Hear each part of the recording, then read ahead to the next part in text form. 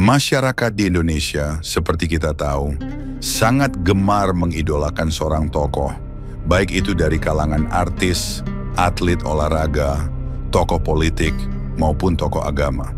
Sebenarnya hal seperti ini terjadi tidak hanya di Indonesia saja, namun di belahan dunia manapun, dan sah-sah saja. Akan tetapi, jika seseorang terlalu berlebihan dalam memuja orang lain, terkadang mereka sering melakukan hal-hal bodoh yang tidak membawa manfaat untuk dirinya sendiri. Kita rela saling hujat, saling fitnah, saling membenci demi membela tokoh yang kita idolakan. Tanpa sadar kita telah kehilangan banyak sekali waktu maupun energi dengan mengabaikan manfaat pada diri kita sendiri. Hingga akhirnya, ketika kita semakin dewasa, akhirnya kita sadar bahwa sosok yang selama ini kita idolakan tidak akan menjenguk kita di saat sakit atau hadir ke pemakaman kita saat kita mengembuskan nafas terakhir. Sebenarnya dalam Islam sendiri tidak mengenal istilah idol. Jika kalian menggunakan mesin penerjemah, istilah idol memiliki arti berhala. Ya, kalian tidak salah dengar, berhala. Berhala adalah sesembahan baik dari benda mati atau benda hidup sebagai tempat memuja ataupun meminta harapan. Namun yang coba ingin saya sampaikan adalah, mungkin saja cara Anda mencintai junjungan Anda tidak tepat dan sudah terlalu berlebihan. Masyarakat Muslim di Indonesia cenderung suka menggantungkan harapan mereka kepada seseorang yang dianggap punya kekuatan spiritual. Daripada usahanya sendiri, mereka lebih percaya ritual-ritual tertentu yang dianjurkan oleh junjungannya dalam menggapai keinginan mereka, daripada berpikir dan bertindak secara rasional. Kita tahu bahwa dalam ajaran agama Islam sangat melarang praktek-praktek syirik. Kepercayaan masyarakat Nusantara zaman dahulu, animisme dan dinamisme, di mana mereka menggantungkan sesuatu terhadap hal-hal takhayul, diyakini oleh mayoritas ulama adalah perbuatan syirik. Karena menggantungkan sesuatu bukan kepada Tuhan, sudah menjadi rahasia umum bahwa masyarakat kita ketika mengalami kegagalan dalam bisnis dan usahanya, seringkali mendatangi orang pintar atau dukun untuk mendapat kesuksesan secara instan. Mereka terlalu malas untuk melakukan analisis terhadap usahanya. Kenapa bisnis tersebut bisa gagal? Mereka lebih memilih menjalani ritual konyol karena anjuran dari dukun daripada melakukan pembenahan dan inovasi dalam bisnis mereka. Hal ini mencerminkan budaya masyarakat kita. Di saat mengharapkan sesuatu, mereka ingin hal itu tercapai dengan cara instan. Rupanya hal seperti ini juga diterapkan masyarakat kita dalam beragama. Mereka percaya bahwa menghormati dan memuliakan seseorang yang dianggap saleh dapat membuat Tuhan ridho kepadanya secara instan. Masyarakat kita rela melakukan hal-hal aneh dan tidak wajar demi menunjukkan tanda penghormatan kepada junjungannya. Mereka memilih jalan instan dengan melakukan pemujaan berlebihan terhadap tokoh tertentu daripada berjihad dalam nilai-nilai kebaikan untuk mendapatkan ridho Tuhan. Hal ini membuat masyarakat kita rawan dieksploitasi oleh oknum yang mengatasnamakan agama untuk kepentingan mereka sendiri.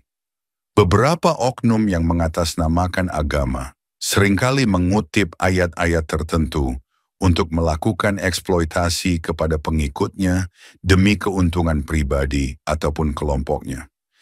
Hal ini diperparah dengan beberapa oknum tokoh agama mulai berani melakukan perbuatan melewati batas dengan memanfaatkan pengikutnya untuk memuaskan nafsu bejatnya. Tentu saja ini sangat ironi, mengingat dalam agama sendiri jelas melarang perbuatan asusila tersebut.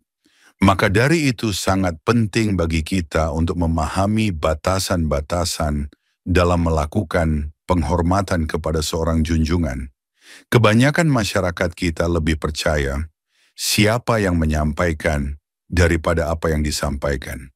Hal ini tentunya dipengaruhi oleh tingkat literasi masyarakat kita yang masih rendah, yang membuatnya rentan untuk dieksploitasi oleh oknum tokoh yang mengatasnamakan agama. Akhir-akhir ini kita dihadapkan dengan fenomena pemujaan berlebihan terhadap tokoh agama seperti Habib, Ustadz, ataupun Kiai. Masyarakat Muslim di berbagai daerah seringkali memberikan penghormatan luar biasa kepada tokoh-tokoh ini, tidak hanya sebagai pemuka agama, tetapi juga sebagai figur yang dianggap memiliki keberkahan, bahkan kesaktian. Pemujaan terhadap tokoh-tokoh agama ini seringkali sudah melampaui batas. Mereka rela mencium kaki, berebutan air minum bekas Habib. Bahkan yang lebih parah adalah mereka rela meminum air yang digunakan untuk merendam kaki seorang yang dianggap saleh.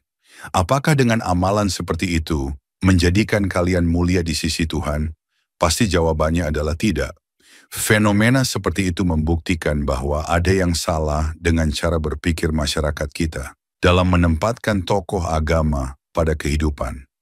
Hal ini juga yang akhirnya dimanfaatkan oleh beberapa oknum tokoh agama untuk mendapatkan keuntungan pribadi. Beberapa oknum tokoh agama memanfaatkan fenomena ini dengan menjual air bekas minumnya dengan harga berkali-kali lipat dari harga normalnya demi memperkaya diri sendiri. Air bekas minum dari seorang yang dianggap suci dipercaya akan mendapat keberkahan, keberuntungan, atau memberi kemudahan dalam hidup. Akhirnya hal ini mulai melebar. Bisnis jualan dengan embel-embel agama banyak ditemukan di sosial media ataupun toko online. Dan yang lebih mengejutkan, produk-produk tersebut sangat laris dan diminati orang banyak. Ini menggambarkan bahwa masyarakat kita lebih memilih jalan yang tidak rasional untuk menyelesaikan masalah dalam hidup mereka. Membuktikan bahwa selama ini masyarakat kita masih belum lepas dari perilaku-perilaku leluhur kita yang lebih percaya pada takhayul daripada hal-hal yang lebih rasional. Tentu saja ini adalah kemunduran bagi peradaban umat Islam. Kebanyakan orang lupa bahwa Islam mengajarkan pentingnya menimba ilmu. Salah satu manfaat memperluas ilmu adalah terhindar dari perilaku konyol, seperti yang sudah kita bahas sebelumnya. Menimba ilmu dalam ajaran Islam memiliki kedudukan yang sangat tinggi karena ilmu merupakan kunci bagi seorang Muslim untuk memahami ajaran agama serta menjalani kehidupan yang lebih baik. Islam menekankan pentingnya menuntut ilmu sebagaimana disebutkan dalam Al-Quran. Allah akan meninggikan orang-orang yang beriman di antaramu dan orang-orang yang diberi ilmu beberapa derajat. Al-Quran Surah Al-Mujadilah ayat 11. Selain itu dalam sebuah hadis syahih, Rasulullah bersabda, menuntut ilmu itu wajib bagi setiap muslim. Hadis riwayat Ibnu Majah. Dalil-dalil ini menunjukkan bahwa ilmu bukan hanya sebatas kebutuhan duniawi, tetapi juga menjadi bagian dari ibadah yang mendekatkan seorang hamba kepada Allah. Dengan ilmu seseorang dapat membedakan antara yang benar dan yang salah, menjalankan ibadah dengan benar, serta memberikan manfaat bagi sesama. Oleh karena itu dalam Islam, menimba ilmu tidak hanya dianggap sebagai kewajiban individu, tetapi juga sebagai sarana untuk membangun peradaban yang maju dan beradab. Hal ini berbanding lurus dengan era The Golden Age of Islam. Era The Golden Age of Islam merujuk pada masa kejayaan peradaban Islam yang berlangsung kira-kira antara abad ke-8 hingga abad ke-14 Masehi, terutama selama masa pemerintahan dinasti Abbasiyah yang berpusat di Baghdad.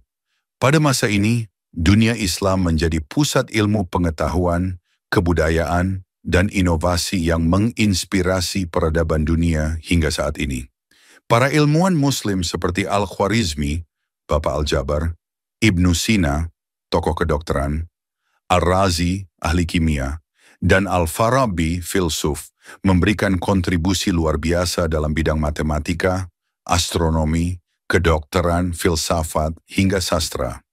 Lembaga-lembaga pendidikan dan penelitian seperti Bait Al-Hikmah, Rumah Kebijaksanaan, di Baghdad menjadi simbol dari semangat keilmuan dan toleransi terhadap ilmu dari berbagai budaya dan bangsa. Era keemasan ini menunjukkan bahwa Islam pernah menjadi mercusuar peradaban dunia, di mana ilmu, etika, dan keimanan berjalan beriringan dalam menciptakan masyarakat yang maju dan beradab. Tentu saja jika kita ingin mengikuti jejak pendahulu kita harus singkirkan tradisi pemujaan berlebihan kepada seseorang dan fokus pada diri kita untuk dapat berkontribusi secara maksimal dalam kebermanfaatan bagi sesama manusia. Ketika Anda melakukan pemujaan berlebihan kepada seseorang, Anda lupa bahwa Anda dan junjungan Anda adalah manusia yang setara. Anda lupa bahwa selama Anda masih bernafas, Anda masih berkesempatan untuk menjadi manusia yang diridhoi Tuhan, dengan melakukan amalan kebaikan dan berkontribusi dalam masyarakat. Ketika Anda terlalu mengagung-agungkan junjungan Anda seolah-olah berharap kebaikan hanya datang dari junjungan Anda. Mengabaikan pribadi Anda sendiri, bahwa Anda sebenarnya juga manusia yang berarti di mata Tuhan. Lantas, bagaimana cara kita menghormati orang yang kita anggap alim, bijaksana, soleh, ataupun berilmu tinggi? Daripada Anda berebut untuk mencium kaki junjungan Anda, akan lebih baik jika Anda lebih fokus kepada hal-hal yang lebih produktif, mulai dari meniru perilaku akhlak baik dari junjungan Anda, serta dapat berkontribusi positif bagi masyarakat di sekitar Anda. Karena Rasulullah pernah bersabda bahwa sebaik-baik manusia adalah yang paling bermanfaat bagi manusia lainnya. Hadis ini memberikan penekanan bahwa kebajikan seorang Muslim tidak diukur dari seberapa dekat dirinya dengan tokoh agama tertentu, tetapi lebih kepada seberapa besar manfaat yang dapat ia berikan kepada sesama. Berhentilah berpikir jika diri Anda hanyalah manusia yang diabaikan oleh Tuhan. Keberadaan Anda di dunia ini sudah cukup untuk membuktikan bahwa Tuhan memberi Anda kesempatan untuk berkompetisi dengan manusia lain dalam hal kebaikan. Terlepas dari dosa Anda di masa lalu, selama Anda masih bernafas, artinya Tuhan masih memberi Anda kesempatan untuk menjadi manusia yang lebih baik. Jadi itu tadi video yang membahas mengenai perilaku-perilaku masyarakat kita yang terlalu berlebihan dalam mengidolakan seseorang. Bagaimana pendapat Anda? Apakah perlakuan-perlakuan aneh masyarakat kita dalam menunjukkan penghormatan kepada junjungannya masih dalam batas wajar? Berikan pendapat Anda. Tulis dalam kolom komentar. Jika Anda suka dengan video ini, Anda boleh like dan subscribe channel ini. Sekian dari saya. Terima kasih. Sampai jumpa.